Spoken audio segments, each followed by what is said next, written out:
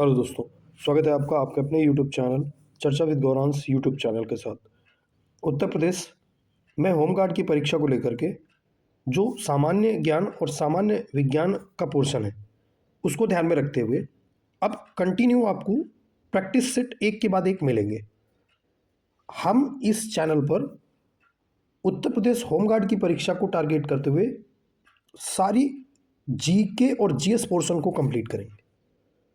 अगर आपने अभी तक हमारे चैनल को सब्सक्राइब नहीं किया तो उसे सब्सक्राइब कर लीजिए, नोटिफिकेशन बेल को दबा लीजिए, क्योंकि कंटिन्यू आपको इसमें टिल द एग्जामिनेशन एक के बाद एक प्रैक्टिस सेट देखने को मिलेगा। चलिए शुरू करते हैं आज के इस प्रैक्टिस सेट के साथ। आज का ये प्रैक्टिस सेट इस परीक्षा का पहला प्रैक्टिस सेट है। चलिए शुरू करते हैं आज के पहले क्वेश्चन के साथ। पहला क्वेश्चन कह रहा है भारत में शहरी क्षेत्रों में प्रतिदिन प्रति व्यक्ति आवश्यक औसत कैलोरी कितनी है। पहला ऑप्शन है 2400 कैलोरी, दूसरा है 2100, तीसरा है 2500 और चौथा ऑप्शन कह रहा है 1800 कैलोरी। याद रखिएगा, औसतन अगर किसी को जरूरत है कैलोरीज की तो होनी चाहिए लगभग 2100 कैलोरी, यानी इसका जो बी नंबर ऑप्शन है वो करेक्ट हो जाएगा। अगला क्वेश्चन देखते हैं। अगला क्वेश्चन कहता है प्रधानमंत्री के अतिरिक्त केंद्रीय मंत्रिमंडल के अन्य मंत्रियों की नियुक्ति कौन करता है। यानी प्रधानमंत्री की नियुक्ति के बाद केंद्रीय मंत्री या और अन्य मंत्रियों की नियुक्ति कौन कराता है। पहला ऑप्शन है प्रधानमंत्री, दूसरा राष्ट्रपति, तीसरा लोकसभा अध्यक्ष, चौथा मुख्य न्यायाधीश।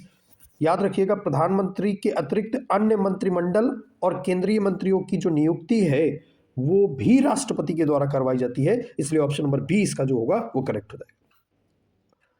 चलिए बात करते हैं अगले क्वेश्चन पर। अगला क्वेश्चन नंबर 3, कौन भारत के उपराष्ट्रपति को पद और गोपनीयता की शपथ दिलाता है। अब यहां पर राष्ट्रपति नहीं पूछ रहा, अब यहां से कह रहा है उपराष्ट्रपति, कह रहा उपराष्ट्रपति की शपथ कौन दिलाता है। मुख्य न्यायाधीश, प्रधानमंत्री, राष्ट्रपति या लोकसभा अध्यक्ष। याद रखिएगा, जो उपराष्ट्रपति है उसको भी शपथ दिलाने का अधिकार अगर किसी के पास है, वो पद और गोपनीयता की अगर उसको कोई शपथ दिलाता है तो वो दिलाता है राष्ट्रपति, इसलिए ऑप्शन नंबर सी इसका भी करेक्ट हो जाएगा। चलिए अगला क्वेश्चन देख लेते हैं भाई। अगला क्वेश्चन कह रहा है यदि कोई ग्राम पंचायत विघटित होती है तो कितनी अवधि के भीतर चुनाव कराए जाते हैं। अगर कोई ग्राम पंचायत जो हो गई वो टूट गई तो कितनी माह के भीतर, कितने समय के भीतर अगले चुनाव करवाए जाएं। 3 माह, 9 माह, अगले ऑप्शन दे रहा है 12 माह या 6 माह। चलिए हमारा जो आंसर है वो यहीं पर है, ऑप्शन नंबर डी करेक्ट हो जाएगा। 6 माह के भीतर आपको दोबारा से चुनाव संपन्न कराने पड़ेंगे। अगला क्वेश्चन, शिक्षा को किस संविधान संशोधन के द्वारा राज्य सूची से समवर्ती सूची में लाया गया है।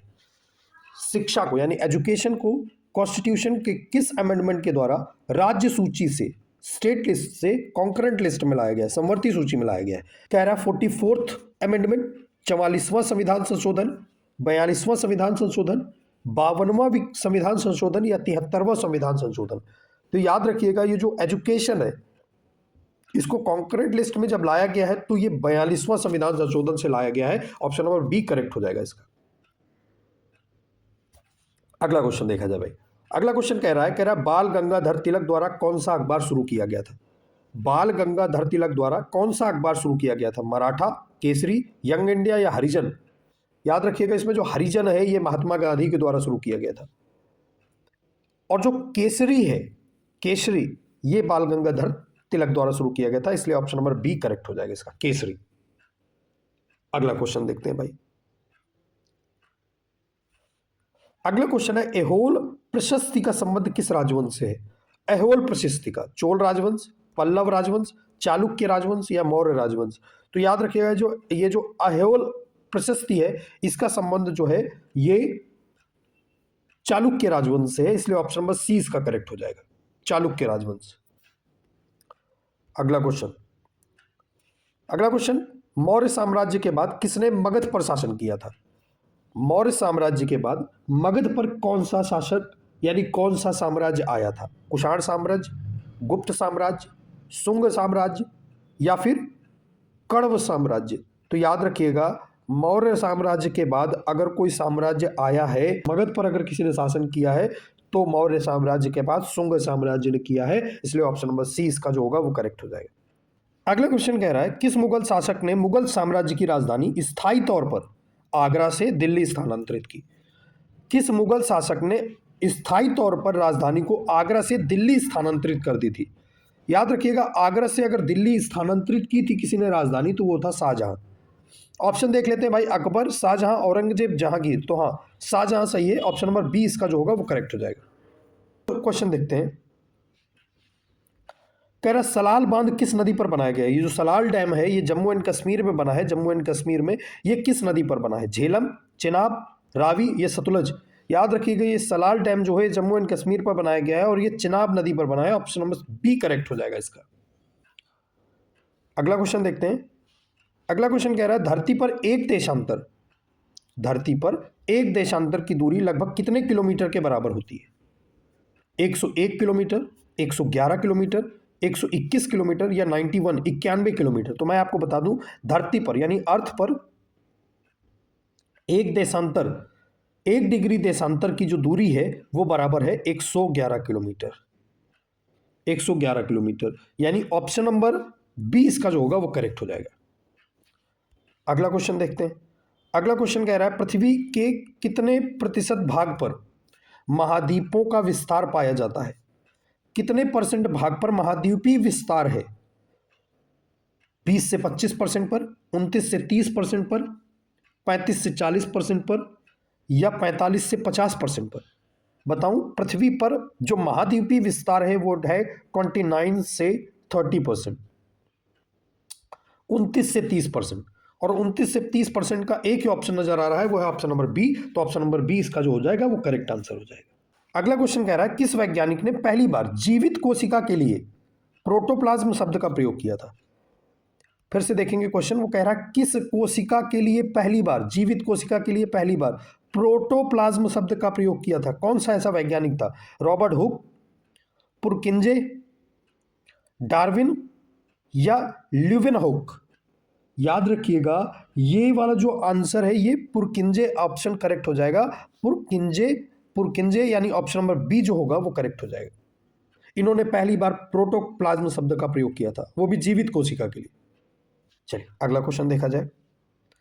अगला क्वेश्चन कह रहा है मानव त्वचा का अध्ययन करने वाली विज्ञान की शाखा को क्या कहते हैं? मानव त्वचा को, ह्यूमन डर्मा को, मानव त्वचा को। देखते हैं डर्मा से रिलेटेड अगर कोई वर्ड हो तो देखते हैं।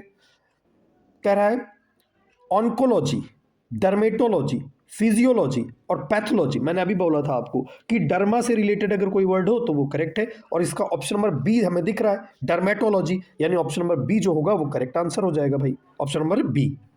चलिए अगला क्वेश्चन देख लेते हैं। अगला क्वेश्चन कह रहा है योग्यतम की उत्तरजीविता का सिद्धांत किसके द्वारा प्रतिपादित किया गया था? योग्यतम की उत्तरजीविता, लैमार्क, चार्ल्स डार्विन, मेंडल या न्यूटन? या ध्यान रखिएगा, उत्तरजीविता का सिद्धांत जो दिया था वो दिया था डार्विन ने, यानी ऑप्शन नंबर बी जो होगा वो उसका करेक्ट हो जाएगा। Charles Darwin is the correct answer. अगला देखते हैं भाई। अगला क्वेश्चन कह रहा है निद्रा रोग यानी स्लीपिंग सिकनेस किस कीट के कारण फैलती है? स्लीपिंग सिकनेस, नींद वाला जो बीमारी है वो किस कीट के द्वारा, किस मक्खी के द्वारा फैलती है? देखते हैं, मच्छर के द्वारा, सीसी मक्खी के द्वारा, सैंड फ्लाई के द्वारा या मधुमक्खी के द्वारा? याद रखिएगा, ये जो स्लीपिंग डिसीज है यानी स्लीपिंग सिकनेस है ये फैलती है सीसी मक्खी, TSE सीसी पढ़ते हैं, फ्लाई यानी सीसी मक्खी, यानी ऑप्शन नंबर बी जो होगा, ऑप्शन नंबर बी जो होगा वो आपका करेक्ट आंसर हो जाएगा। चलिए भाई अगला क्वेश्चन देखा जाए। अगला क्वेश्चन है क्वेश्चन नंबर, चलिए अगला क्वेश्चन देखते हैं। अगला क्वेश्चन है ग्लाइकोलिसिस का अंतिम उत्पाद क्या होता है?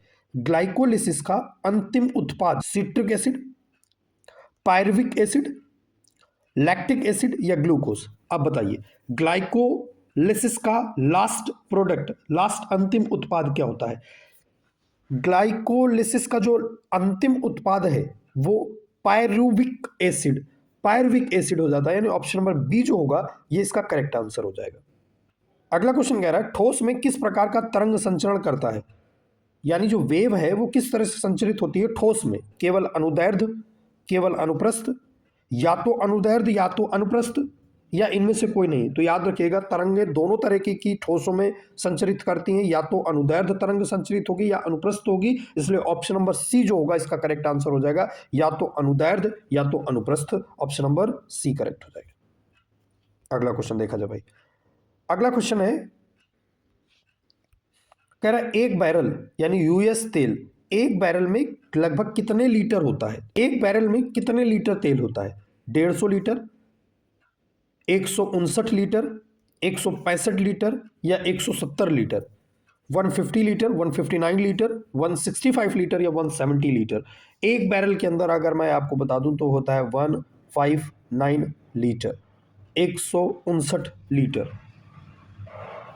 देखिए आपका ऑप्शन नंबर बी करेक्ट हो जाएगा, 159 लीटर। अगला क्वेश्चन देखा जाए भाई। अगला क्वेश्चन कह रहा है एक मीट्रिक हॉर्स पावर कितने वॉट के बराबर होता है? चलिए देखते हैं, एक मीट्रिक हॉर्स पावर में कितने वॉट होते हैं? 746 वॉट, 736 वॉट, 1000 वॉट, 550 वॉट? तो याद रखिएगा, मैं आपको यहां पर बता दूं, ये इलेक्ट्रिक हॉर्स पावर की बात नहीं कर रहा है। जो 746 होता है उसकी बात नहीं कर रहा है, वो मीट्रिक हॉर्स पावर पूछ रहा है। तो मीट्रिक हॉर्स पावर होता है 735.5, जो कि हम 736 कंसीडर करते हैं। सो इसका ऑप्शन जो करेक्ट हो जाएगा वो हो जाएगा 736 वॉट, 736 वॉट। ओके, यानी ऑप्शन नंबर बी करेक्ट हो जाएगा। अगला क्वेश्चन, अगला क्वेश्चन है, कह रहा है आमतौर पर एक मानक लैपटॉप की कीबोर्ड पर कितनी कुंजियां यानी कितनी बटनें होती हैं? 104 कुंजी, 104 कीज, 110, 120 या 100? तो जो एक नॉर्मल बैलेंस्ड लैपटॉप है, स्टैंडर्ड लैपटॉप है, उसके अंदर अगर हम देखें तो 110 कीज होती हैं, 110 कीज होती हैं। यानी ऑप्शन नंबर जो करेक्ट हो जाएगा इसका वो करेक्ट हो जाएगा बी। ओके, चलिए अगला क्वेश्चन देखा जाए भाई। अगला क्वेश्चन कह रहा है हाइड्रोजन के समस्थानिक यानी आइसोटोप्स जो हैं वो कितने होते हैं? 2, 3, 4 या 5? तो हाइड्रोजन के आइसोटोप्स की बात कर रहा है, तो हाइड्रोजन के जो आइसोटोप्स होते हैं वो होते हैं 3। यानी ऑप्शन नंबर जो करेक्ट होगा वो होगा बी। अगला क्वेश्चन, अगला क्वेश्चन कह रहा है स्थलीय वातावरण में सबसे प्रचुर मात्रा में कार्बनिक यौगिक कौन सा है? इसमें जो कार्बनिक यौगिक है वो कौन सा है? ग्लूकोज है, सेल्यूलोज है, स्टार्च है या प्रोटीन है? बताया जाए भाई, इसमें कार्बनिक यौगिक कौन है? तो इसमें जो कार्बनिक यौगिक है वो है cellulose. Option number B correct हो जाएगा इसका, ऑप्शन नंबर बी करेक्ट हो जाएगा। अगला क्वेश्चन देखा जाए। अगला क्वेश्चन है वाल्कनीकरण प्रक्रिया से रबड़ बनाने की खोज किसने की थी? वल्कनीकरण प्रक्रिया जो है उससे रबड़ बनाने की खोज किसने की थी? चार्ल्स गुडईयर ने, थॉमस एल्वा एडिसन ने, जॉन डनलप ने या न्यूटन ने? वाल्कनीकरण प्रक्रिया से रबड़ बनाने की खोज किसने की थी? तो वाल्कनीकरण प्रक्रिया से रबड़ बनाने की खोज अगर किसने की थी तो वो है चार्ल्स गुडईयर। यानी ऑप्शन नंबर ए जो होगा इसका करेक्ट आंसर हो जाएगा, चार्ल्स गुडईयर। अगला क्वेश्चन कह रहा है 1950 और 1960 के दशक में पारद प्रदूषण जनित बीमारी यानी मिनामाटा से कौन सा देश प्रभावित हुआ था? ये मिनामाटा रोग से कौन सा देश प्रभावित हुआ था? तो याद रखिएगा, चीन हुआ था कि जापान हुआ था कि अमेरिका हुआ था कि भारत हुआ था? मिनामाटा से कौन सा रोग, कौन सा देश प्रभावित हुआ था? तो याद रखिएगा वो हुआ था Japan. Option number B correct हो जाएगा, मिनामाटा रोग से। अगला क्वेश्चन देखा जाए। अगला क्वेश्चन, चलिए अगला क्वेश्चन देखते हैं। भारत निर्माण योजना किस वर्ष में शुरू की गई थी? 2004, 2005, 2010 या 2014? भारत निर्माण योजना, तो भारत निर्माण योजना अगर शुरू हुई थी तो वो हुई थी 2005 में। कब शुरू हुई थी? 2005 में। देखिए आपका जो ऑप्शन हो 2005 हो कोई, 2005 ऑप्शन दिखाई दे रहा है, ऑप्शन नंबर बी करेक्ट हो जाएगा। भारत निर्माण योजना कब शुरू की गई थी? तो भारत निर्माण योजना 2005 में शुरू की गई थी। अगला क्वेश्चन, अगला क्वेश्चन कह रहा है विद्युत प्रतिरोध का नियम की खोज किस वैज्ञानिक ने की थी? फैराडे ने, जीएस ओम ने, एम्पियर ने कि टेस्ला ने? याद रखिएगा, क्योंकि ये विद्युत प्रतिरोध का नियम है, जो विद्युत प्रतिरोध का नियम है वो जीएस ओम ने दिया था, उसे ओम का नियम भी कहा जाता है, जीएस ओम। यानी ऑप्शन नंबर जो बी होगा, ऑप्शन नंबर बी जो होगा वो करेक्ट हो जाएगा। अगला क्वेश्चन देखा जाए भाई। अगला क्वेश्चन कह रहा है 1942 में एनरिको फर्मी ने किसकी खोज की थी? फर्मी ने किसकी खोज की थी? एक्सरे की, रोंजन है एक्सरे, परमाणु रिएक्टर की, नो, रेडियो की या डायनामाइट की? तो याद रखिएगा यहाँ पर जो फर्मी ने खोज की थी तो वो खोज की थी न्यूक्लियर रिएक्टर की। ऑप्शन नंबर बी जो होगा इसका वो करेक्ट आंसर हो जाएगा, न्यूक्लियर रिएक्टर, परमाणु रिएक्टर। अगला क्वेश्चन देखा जाए। अगला क्वेश्चन कह रहा है वेलिंगटन ट्रॉफी का संबंध किस खेल से है? वेलिंगटन ट्रॉफी हॉकी से है, नौका खेना से यानी बोट रोइंग से है, फुटबॉल से है या टेनिस से है? तो याद रखिएगा ये जो वेलिंगटन ट्रॉफी है इसका संबंध है नौका खेना यानी बोट रोइंग से। अगला क्वेश्चन देखते हैं। अगला क्वेश्चन कह रहा है रमन मैग्सेसे पुरस्कार किस देश के द्वारा प्रदान किया जाता है? ये जो रमन मैग्सेसे पुरस्कार है, अवार्ड है, ये कौन सा देश देता है? इंडोनेशिया देता है कि फिलीपींस देता है कि थाईलैंड देता है या मलेशिया देता है? रमन मैग्सेसे पुरस्कार, रमन मैग्सेसे पुरस्कार कौन सा देश देता है?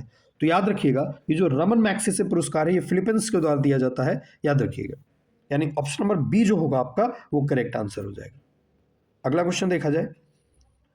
अगला क्वेश्चन कहता है नॉर्मन बोरलॉग पुरस्कार किस क्षेत्र में या किस क्षेत्र के योगदान के लिए दिया जाता है?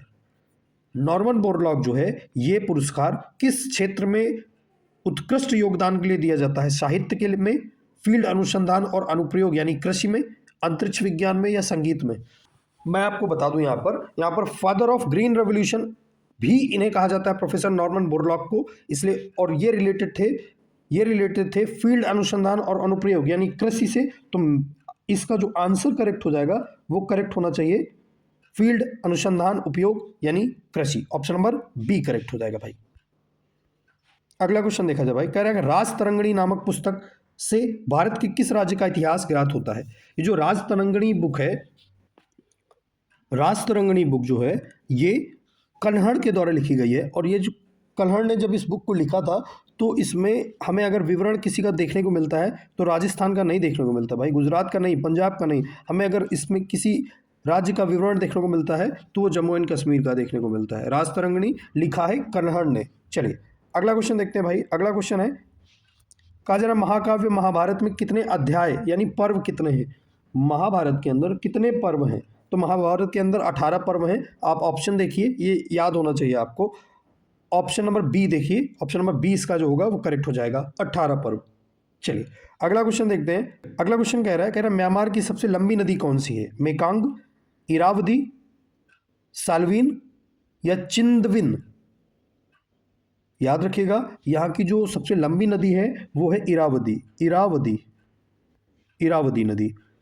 यानी ऑप्शन नंबर बी जो होगा इसका वो करेक्ट हो जाएगा, ऑप्शन नंबर बी। चलिए भाई अगला क्वेश्चन देख लेते हैं। अगला क्वेश्चन कह रहा है भारत और पाकिस्तान के बीच कच्छ के रण सीमा क्षेत्र को किस नाम से जाना जाता है? ये जो सीमा लगती है भारत और पाकिस्तान के बीच, इसको किस नाम से जाना जाता है? इसको कहा जाता है 24th समानांतर लाइन, यानी ऑप्शन नंबर बी जो होगा इसका वो करेक्ट हो जाएगा, 24वीं समानांतर कहेंगे उसे, 24वीं समानांतर। अगला क्वेश्चन देखेंगे भाई। अगला क्वेश्चन और इस सीरीज का लास्ट क्वेश्चन है, ये कह रहा है सरहुल महोत्सव यानी सरहुल पर्व का संबंध मुख्यतः किस राज्य के जनजातीय समुदाय से है? यानी सरहुल महोत्सव जो है वो कहाँ पर मनाया जाता है? उड़ीसा के अंदर, झारखंड के अंदर, छत्तीसगढ़ के अंदर या मध्य प्रदेश के अंदर? मैं आपको यहाँ पर बता देना चाहता हूँ ये जो सरहुल महोत्सव है ये मनाया जाता है आपका झारखंड के अंदर। यानी ऑप्शन नंबर बी जो होगा इसका करेक्ट आंसर हो जाएगा, ऑप्शन नंबर बी। चलिए तो आज की सीरीज यहाँ से खत्म होती है। सारे ही क्वेश्चन इंपॉर्टेंट हैं, आप सभी क्वेश्चंस के नोट्स जरूर बनाते रहिएगा। मैं चैलेंज करता हूँ कि यूपी होमगार्ड में इन सीरीज से एक भी क्वेश्चन बाहर से नहीं जाएगा। आपको जब तक परीक्षा नहीं हो जाती एक के बाद एक सीरीज मिलती रहेंगी। हाँ, मिलेगी तभी जब आप इसको सबसे ज़्यादा लाइक करेंगे, शेयर करेंगे और चैनल को सब्सक्राइब करेंगे। आप इतना करिए, अगली सीरीज बहुत जल्दी ही कंटिन्यू आपको एक के बाद एक सीरीज मिलेंगी। तब तक के लिए जय हिंद।